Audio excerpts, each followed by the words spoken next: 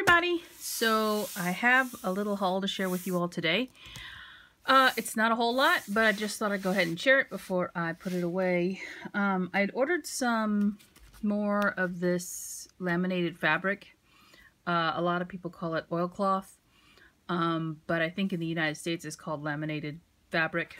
You can get this at most fabric stores. But this is Cath Kidston patterns. So I ordered a couple of different, I think there's 3 patterns in here. And it's rolled up because these are back quarters that have not been cut apart. So it's a continuous length of a fat quarter. That's the reason why it's a specific dimension. So this is one of the patterns I ordered. And this is different from the other that I ordered before. It's a very matte finish to it, like you don't see the glossy in it. It really does have a different feel. I'll show you. This is what I made with some of the other that I had. This is more of a glossy finish, and if I turn it, there you go. You can see the glare on that, right?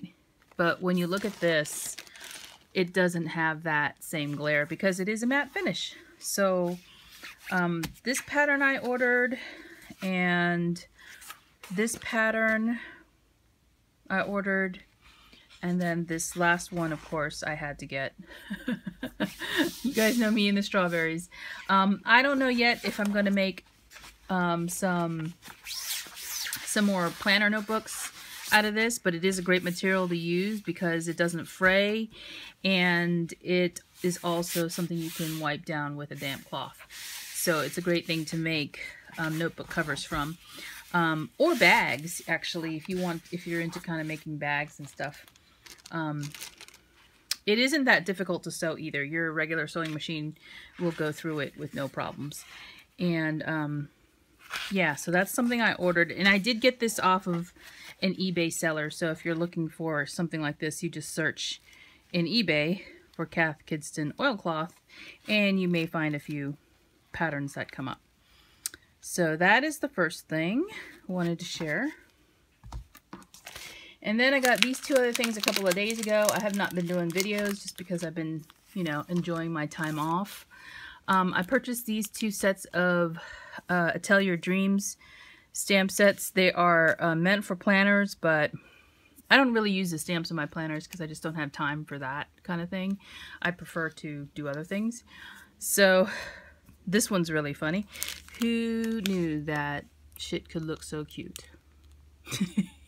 Literally. There are some really cute sayings in here that I think sometimes like you can apply these to cards because, when somebody's having a bad day, it's nice to make them smile. And sometimes you can use these appropriately. And then this one I just had to have because it's like a little cactus shaped like a cat or a bunny or a bear. Inside of a pot.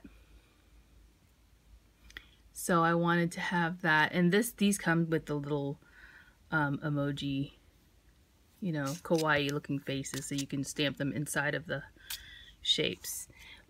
Wouldn't this be cute to put on your sticky notes? Just as a reminder for something. Anyway, I had to have these 2 sets when I saw them, so that's all I ordered from her, and she is out of Jacksonville, Florida, if you're interested in buying from her. She has a store on Etsy, I believe. And then this is the last thing I ordered. This is a die set from Elizabeth Craft, and it makes the macaroons.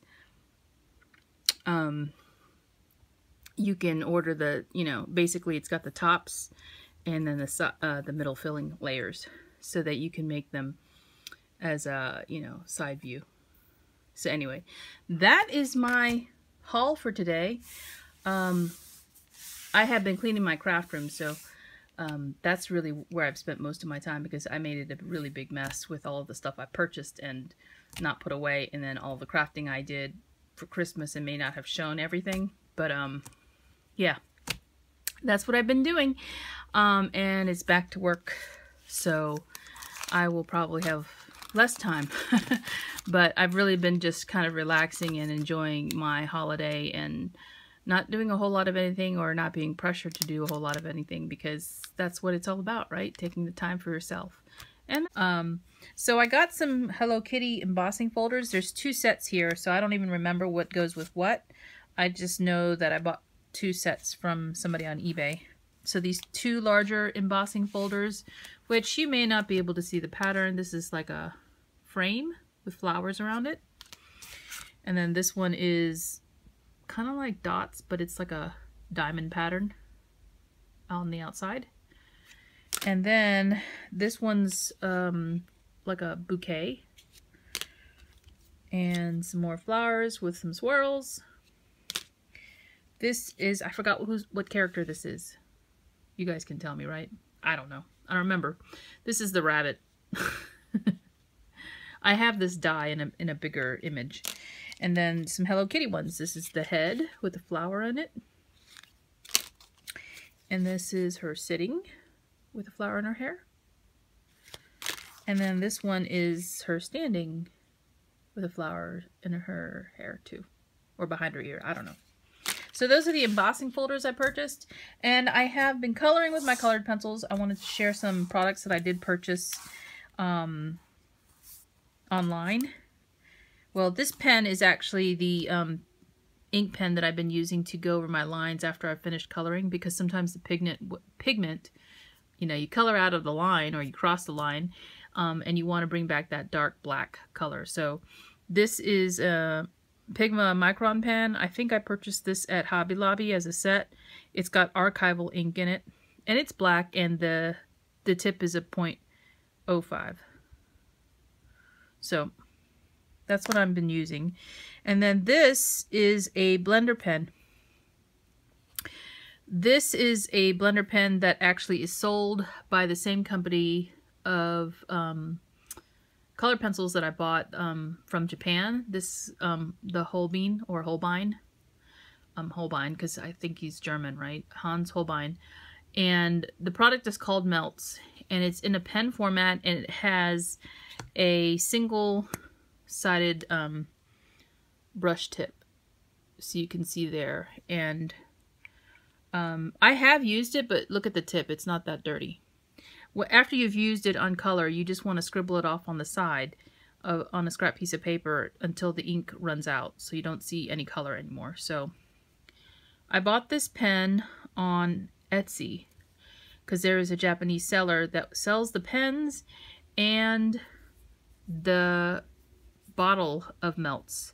I figured that I can try to refill this when it goes dry, because it's the same product.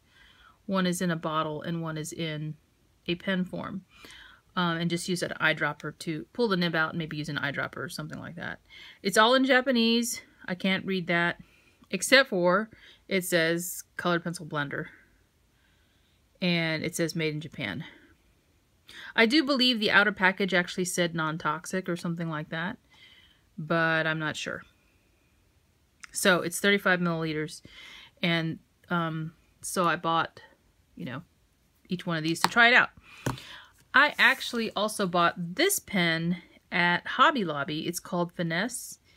And it says formulated to blend wax-based colored pencils. So I have one set of wax-based, which are the Caran d'Ache Pablos. Those are a wax-based pencil. The other two I have are oil-based. So this doesn't work on the Pablos because it's meant for oil-based. Well, I haven't tried it. I'll confess, I haven't tried it. But I think I actually did. I didn't like it too much.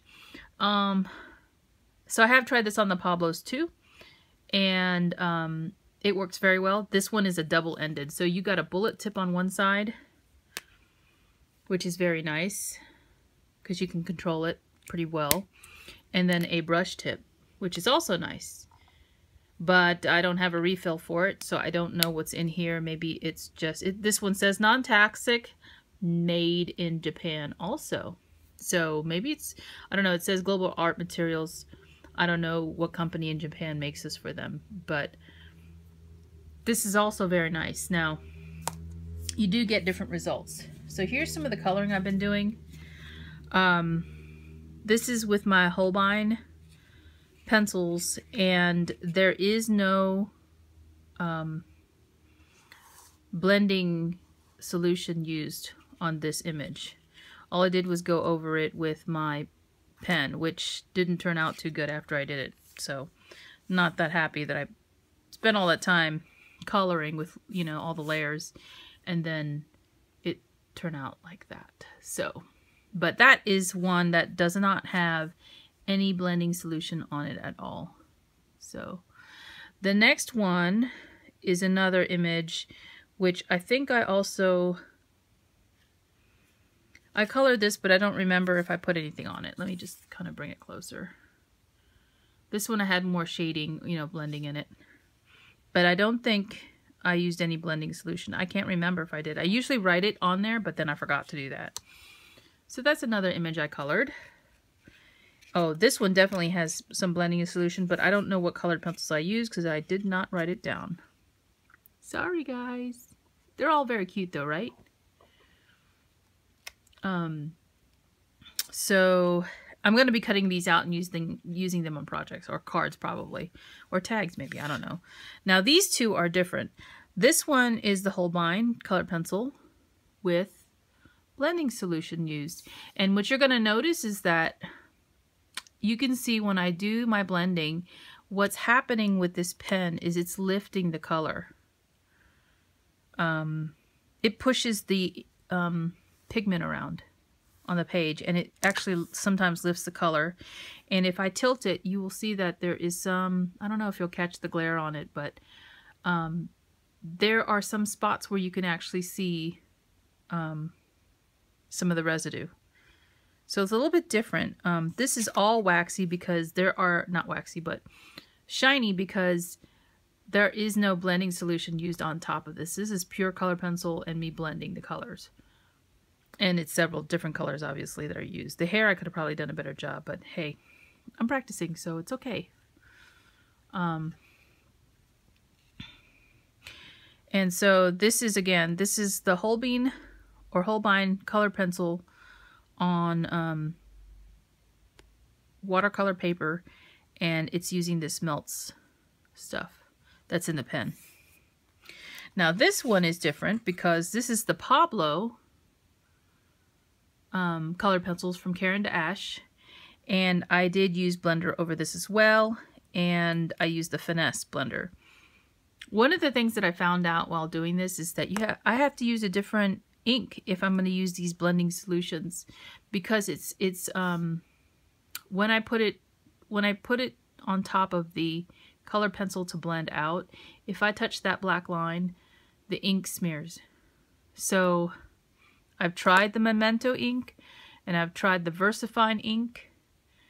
I may try, oh, and I tried archival ink, and different combinations work with different colored pencils. The colored pencil was actually, sorry, it wasn't necessarily the blender. Sometimes it was the colored pencil that was lifting the ink, the ink from the stamp image. So I had to try different combinations to see what worked. So I guess again on this one you can kind of see, if I hold it up to the light, as I tilt it, you can see like the different areas where you can see the blending was done, because the pen, this Finesse pen, brings out something it lifts something from the actual color pencil. But I think, the results, if you look at the results, I'm pretty pleased with how this is going. It's not that hard, but I will say it's time consuming, because the whole idea behind colored pencils is that you're going to layer color. So for those of you who are interested in getting into this medium, just know that the whole point of colored pencils is that you're layering color. That's not necessarily the case with a Copic. Color pencils, the more you can layer, the better your result is going to be, because your colors will blend out better. And like I said, this one doesn't have any blending solution used on it, but I still like the image, how it turned out. So anyway, that's what I've been up to, and I will talk to you guys later. Bye.